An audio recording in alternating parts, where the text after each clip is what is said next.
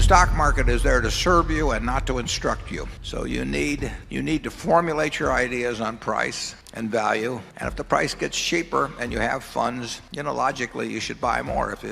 And we do that all the time. Where we make our mistakes, frankly, is where we focus on price and value and we start buying and the price goes up a little and we quit. Like Charlie referred to, we might have done on See's Candy. A mistake like that cost us $8 billion in the case of Walmart stock a few years ago because it went up in price. We are not happy when things we're buying go up in price. We want them to go down and down and down, and we'll keep buying more. And hopefully we won't run out of money. We started building this little snowball on top of a very long hill. So we started at a very early age in rolling the snowball down. And of course the snowball, the nature of compound interest is it behaves like a snowball of sticky snow. And the trick is to have a very long hill, which means either starting very young or living to be very old. I would do it exactly the same way if I were doing it in the investment world. I mean, if I were getting out of school today and I had $10,000 to invest, I'd start with the A's. I would start going right through companies, and I probably would focus on smaller companies because I would be working with smaller sums and there's more chance that something is overlooked in that arena.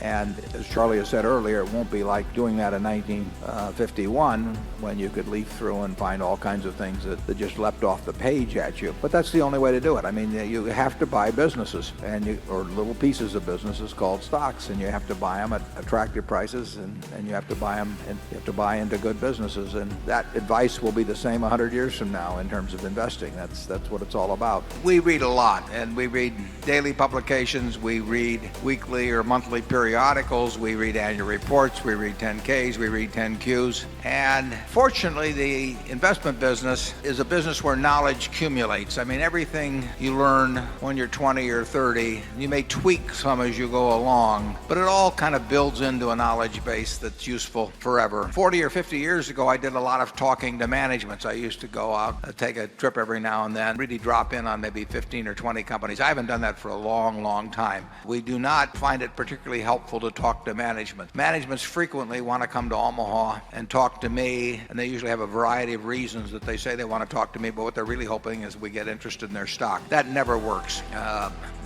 Managements are not the best reporting parties in most cases. The figures tell us more than a management does. So we do not spend any real amount of time. Well, the answer is I do believe in dividends in a great many situations, including many of the ones companies in which we own stock. The test about whether to pay dividends is whether you can continue to create more than $1 of value for every dollar you retain. And there are many businesses. Take See's Candy, which we own. See's Candy has paid everything virtually out to us that they've earned because they do not have the ability within See's Candy to use large sums, which they earn, intelligently in their business. So it'd be an enormous mistake for See's Candy to retain money. So they distributed Berkshire, and we hope that we move that around in some other area where that dollar becomes worth $1.10 or $1.20 in terms of present value terms. If we do that, the shareholder, whether they're taxable or whether they're not taxable, whether they're a foundation or whether they're living on income even, they are better off if we retain the money, because if they were going to get $1 in dividends and it became worth $1.10 or $1.20 in market value immediately on a present value basis,